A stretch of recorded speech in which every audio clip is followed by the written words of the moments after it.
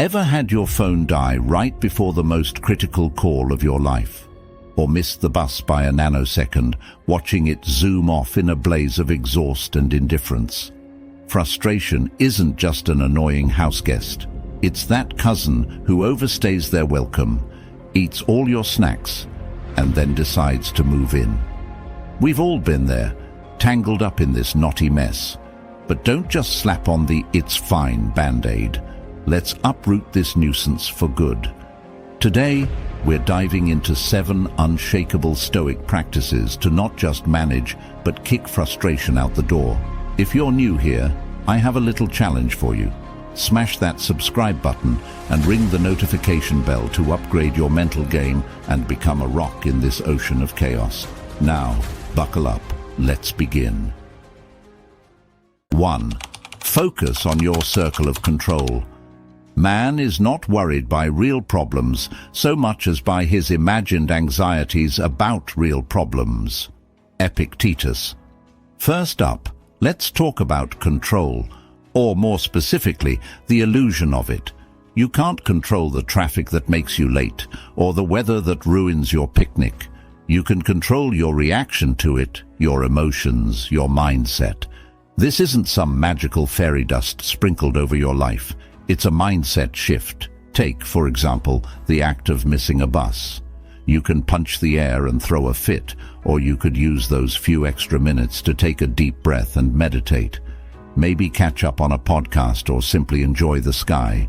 The bus is gone, and no amount of frustration is going to change that. In today's fast-paced world, there's a rush to achieve more, be more, and do more. We're constantly bombarded with messages that equate our worth with our productivity. But life isn't a never-ending checklist. It's a series of moments, some planned and some unexpected, that together create the tapestry of our experiences. So, the next time you're caught in a spiral of annoyance because something didn't go your way, pause. Ask yourself, is this within my control? If the answer is no, take a deep breath and let go. If yes, then act on it. No point tearing your hair out over a lost bus when you could be finding an alternative way to your destination. Embracing this first Stoic principle can be liberating. It's like finally deleting all those unused apps on your phone. You didn't even realize how much space they were taking up until they were gone. Unload the burden of the uncontrollable, and you'll find more room to enrich your life with what truly matters. Imagine a world where everyone practiced just this one principle. No more road rage, no flared tempers in the grocery store line, no keyboard warriors losing it over a tweet. Now, that's a world worth striving for. So take the first step. Focus on your circle of control. 2. Zoom out for perspective and the view from above. Don't seek for everything to happen as you wish it would, but rather wish that everything happens as it actually will. Then your life will flow well. Epictetus. You know how in movies the camera often zooms out to show a bird's-eye view of everything? It's easy to forget that our personal world isn't the entire universe. Sometimes we need a view from above to ground ourselves, to see that the issues we face are just a speck in the grand scheme of things. Feeling frustrated because your Wi-Fi is down? Imagine looking at that from outer space, where even giant metropolises look like mere dots on a globe. Pretty insignificant, right? This shift in perspective can slice through frustration like a hot knife through butter. Of course, I'm not saying your problems are trivial. What I'm saying is, sometimes magnifying them in our heads is what gives them power over us. We turn molehills into mountains and wonder why we're struggling to climb them. Now, practicing the view from above isn't an escape route from your problems. You can't just ignore a flat tire or a pressing deadline, but you can change the lens through which you see them. Consider their relative importance in the broader scope of life, and suddenly they become more manageable. Why does this work? Because zooming out shrinks your problems, but it enlarges your appreciation of what you have. If you're healthy, if you have a roof over your head, if you have people who care for you, aren't those worth more than a momentary glitch in your plans? This Stoic practice isn't just about mental gymnastics. It's about realigning with what truly matters. And when you focus on the big picture, the pixels that make it up seem less distorted. So next time life throws a wrench in the gears, take a moment to zoom out. You may find that the obstacle you're facing is not as large as it appeared, freeing you to tackle it head-on rather than being paralyzed by it. 3. Use the power of now. True happiness is to enjoy the present without anxious dependence upon the future. Seneca. We're always racing, aren't we? Racing to finish school, to land a job, to fall in love, to tick all these imaginary boxes that society says will complete us. In this endless sprint, it's easy to trip over the present moment. The Stoics, however, argue for a pause, a focus on the now. In our modern digital age, the practice of being present might seem more elusive than ever. Notifications bombard us, news feeds distract us, and tomorrow's worries often eclipse today's joys. But here's the thing. Frustration often comes from this forward or backward pull. Either we're frustrated because things aren't happening as fast as we'd like, or we're irritated about something that happened in the past. By centering yourself in the present moment, you're claiming your time back. It's like stopping a leak in a sinking ship. You're no longer letting your energy seep into moments that are out of your grasp, the past that can't be changed, or the future that can't be predicted. Don't misinterpret me. Planning is necessary, and learning from past mistakes is valuable. But letting them consume your present moment is like borrowing trouble from a future that hasn't happened, or hoarding regrets from a past that's already gone. So how can you be more present? Start by detaching yourself from external noise. Switch off non-urgent notifications, carve out time to do nothing, practice mindfulness, or simply engage deeply with whatever you're doing. Don't just eat, taste. Don't just listen, hear. Don't just touch, feel. Being in the present is also a remedy for frustration because it narrows your focus to what can be acted upon right now. It simplifies, clarifies, and provides a sense of peace. By harnessing the power of now, you minimize the space and time for frustration to dwell. You can't control everything, but you can control your focus. And when that spotlight is on the present moment, you'll find that many of your frustrations simply dissolve into the ether. 4. Audit and manage your desires. We suffer more often in imagination than in reality. Seneca. Let's talk about desire, a close cousin to frustration.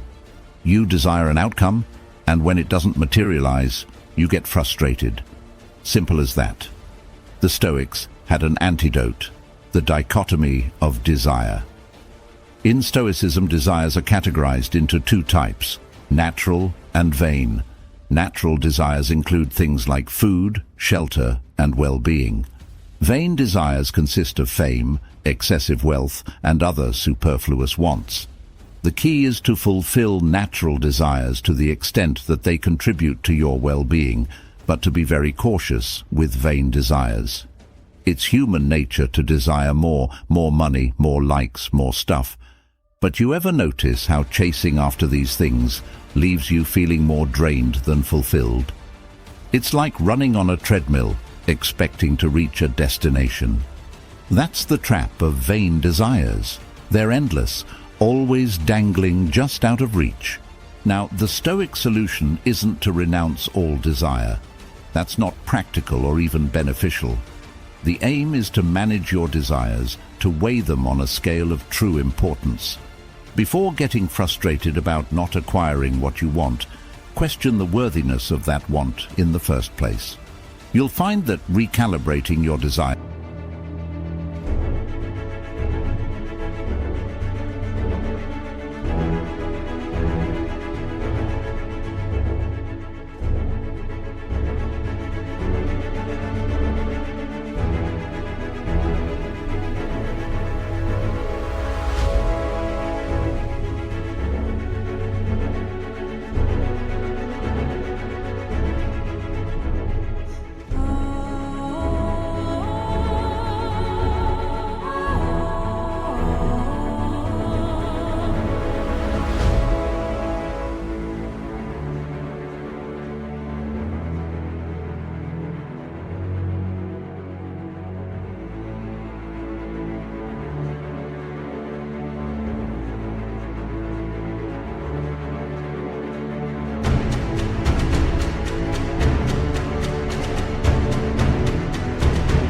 desires will naturally lower your frustration levels. Think about it. If you're not chasing after unrealistic or superficial goals, there's less room for disappointment and, by extension, less room for frustration. But how do you identify which desires are worth pursuing? A good rule of thumb is to ask whether fulfilling this desire will genuinely contribute to your well-being and personal growth. If it's more about social validation or short-term gratification, you might want to reconsider. Understanding the dichotomy of desire is like a software update for your mind. It streamlines your objectives, enhances your focus, and boosts your overall performance. And the less cluttered your goal setting, the less room there is for frustration to fester. So, go ahead. Audit your desires. Once you declutter them, you'll find it much easier to navigate through life with a sense of purpose, rather than being driven by the volatile winds of vain wants. 5. Practice negative visualization. How does it help to make troubles heavier by bemoaning them? Seneca. Before you jump to conclusions, negative visualization isn't about being a Debbie Downer. Rather, it's about preparing your mind for potential setbacks so you can navigate them with grace and resilience. Imagine your day going terribly wrong. Your coffee spills, your computer crashes, you miss your train. Now, take a breath. None of this has happened, but if it does, you've already mentally walked through it. You're prepared. This exercise does two incredible things. First, it bulletproofs you against the initial shock of unfortunate events. So, when the Wi-Fi inevitably crashes 5 minutes before your big presentation, you don't panic. You adapt because you've already been there in your mind. Second, negative visualization magnifies your gratitude for when things are actually going right. You start appreciating the small things, the unspilled coffee, the reliable technology, the punctual train, because you've recognized they're not guaranteed. Your joy in life multiplies because you understand how easily it could swing the other way. But you might be wondering, won't thinking negatively make me anxious or pessimistic? The Stoic answer is a resounding no. The aim isn't to dwell on the negative, but to touch upon it enough that you dilute its power to upset you. Don't use this as an excuse to expect the worst all the time. That's not what this is about.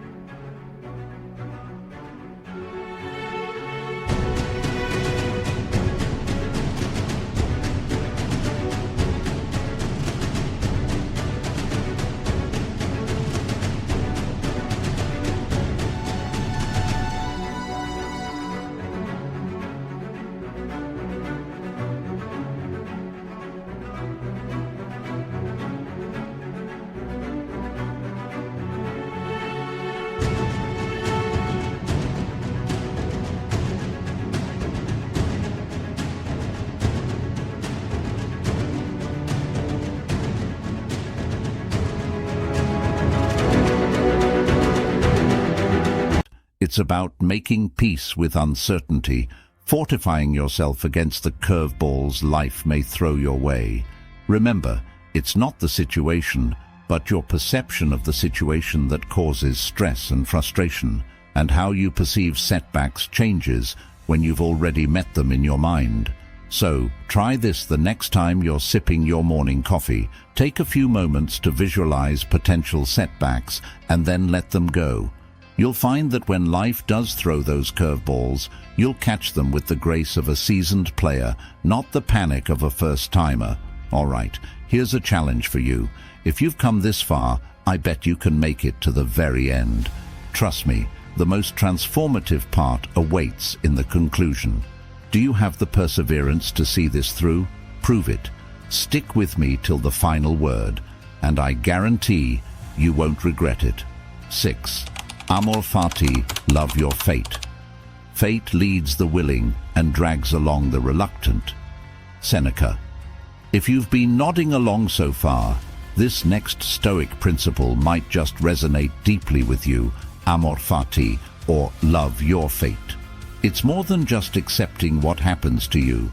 It's about embracing it, loving it, knowing that every experience is a lesson in disguise. Got fired from your job?